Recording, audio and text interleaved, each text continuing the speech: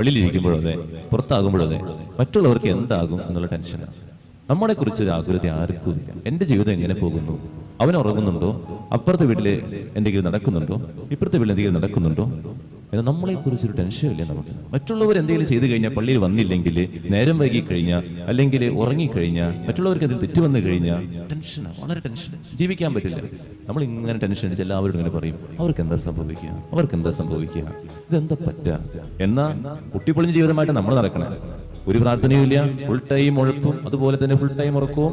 നമ്മുടെ ഉള്ളിലേക്ക് നോക്കിക്കഴിഞ്ഞാൽ അത്രയും ശുഷ്കിച്ചായിരിക്കും നമ്മൾ. എന്നാലും നമ്മൾ നമ്മളെ നോക്കില്ല, മറ്റുള്ളവരിങ്ങനെ ശ്രദ്ധിച്ചുകൊണ്ട് നടക്കും. ഒരു ക്യാമറയുമായിട്ട് നമ്മൾ നടക്കും.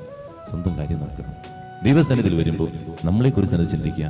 ഞാൻ ദൈവത്തിന്റെ മുമ്പിൽ നിൽക്കാൻ യോഗ്യനാണോ എന്നൊരു ആത്മശോധന ചെയ്യാം. മറ്റുള്ളവർ പ്രാർത്ഥിക്കുന്നുണ്ടോ, മറ്റുള്ളവർ കൈകുപ്പി പിടിച്ചു നിൽക്കുന്നുണ്ടോ, മറ്റുള്ളവർ ഉറങ്ങുന്നുണ്ടോ?